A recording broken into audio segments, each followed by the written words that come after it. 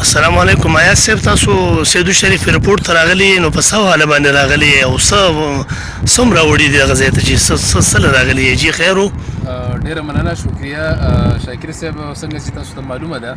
چې په سوات کې بلکې په ټول پاکستان کې سیلاب یو لوی تباهي سره د خلک مخ دی نو په دغه سلسله کې راغلی وو لکه چې کوم زموږ اریانې چې کوم ځای دی او کوم ډیم چې جوړ شوی دی او کوم خلک چې هلته کې محصور شوي دي بند شوي دي نو لهذا د هغې دپاره موږ دلته کې رالو ډي صاحب سره جنید خان صاحب سره نو ډېر یو بهترین یو زبردست سړی دی الله دې خوشحاله ساتي زموږ سره ډېر خوشګوار گفتګو یې وکړه او موږ دا یقین دهاني راکړه چې یاره خامخا زه به اریانۍ ته یوازې یو جهاز به لېږم هغوی به هلته سلایډینګ کوي او باقاعده دې خلکو ته به زه اوبه هم رسوم او دې خلکو ته چې کوم دی زه به خوراک اشیا هم رسوم نو لهذا په دغه سلسله کې موږ د دې قوم د فریاد او دغه تاثرات موږ راوړي وو نو لهذا موږ د ډي صاحب هم ډېر زیاته شکریه ادا کوو د میډیا والو هم ډېر غټه شکریه ادا کوو چې هغوی زموږ د اواز واخیستو او ډي صاحب زموږ خبرې ډېر په توجه او ډېر یو سیریس واخیستل او په هغې باندې کاروایي شروع کړه ډېره مهرباني شکریه سر نو دغه خلکو ته د اشیای خوردنوش نه علاوه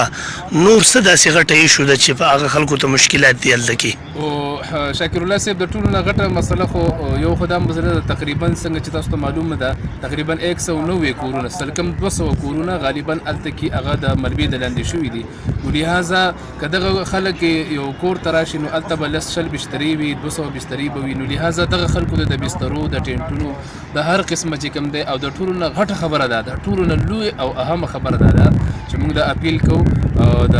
خپلو مشرانو نه چې هلته کې سرویس دی بحال کړی شي د ټولو نه غټه مسله چې کوم دغه د سرویس ده ځکه چې څوک دلته کې د چا پلار بهر پاتې شي د چا رور د چا مور د چا خور نو هغوی بالکل د یو بل نه ناخبره دي څوک نه دي خبر چې آیا زموږ دا خلک مړه دي که ژوندي دي کوم ځای دي نو لهذا دا یو موږ پر زور مطالبه کوو د ډي سي صاحب نه علاوه د نور مشرانو نه چې یاره دا سرویس دی بهال کړی شي او ډېره مهرباني شکریه سر جزاک الله نو بس موږ په ایرپورټ کې موجود یو دلته کې